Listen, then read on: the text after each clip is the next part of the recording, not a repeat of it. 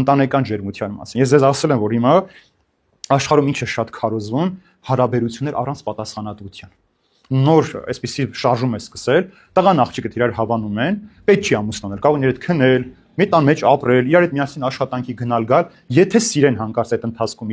իրար կարող են ամուսնալ, եթե ոչ, առանց պատասխանատվության իրարից բաժանվում են, կարևոր չի արդեն, նրա արժանապատվությունը կորավ, նրա պատիվը ոտնահարվեց, էական չէ, եւ սրա համար նաեւ հազարավոր գրքեր են գրվում ու տարածվում են, նույնիսկ Հայաստանում, այդ գրքերից մի քանիսի մոտ կա, Հայաստանում տպված, թե ինչպես պետք է այդ ամենը տարածել երիտասարդության մեջ, որպեսզի մարդիկ սովորեն այս անպատասխան, այս անմաքրության, այսինքն ընտանեկան ջերմությունը քանդվում է այստեղ։ Երկրորդը շատ երկրներում ներդրված է, այսօր Հայաստանում էլ արդեն կա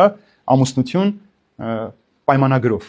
այսինքն պայմանագիր ենք ստորագրում իրար հետ, թե բաժանվելուց ով ինչ պիտի իր հետ վերցնի կամ ինչ պիտի տանի, այսինքն դեռ չամուսնացած, ընտանիք չդարձած, իրենք արդեն հաշվարկով ամուսնանում են, որ ով ինչ պիտի տանի։ Սա էլ այդ սրբությունը ոտնահարել է։ Երկրորդը, երբ որ ասում են, մեկ ասում է իմ մարմինը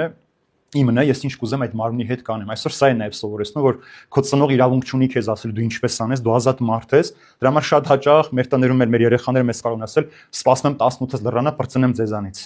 Այսինքն իրենց դա են, որ 18-ից լռանա, դուրս պիտի գամ քո իշխանության տակից, հետո ես ինչ կուզեմ կանեմ իմ կյանքից։ Սա իմ կյանքն է, ես պիտի տնորեմ։ Այս անտարբերությունը այս սրբությունների հանդեպ նաև բերում է հասարակության բարոյազրկման ու բարոյալքման, ինչ որ մենք ամեն օր տեսնում ենք եւ ամեն օր նաև բողոքում ենք։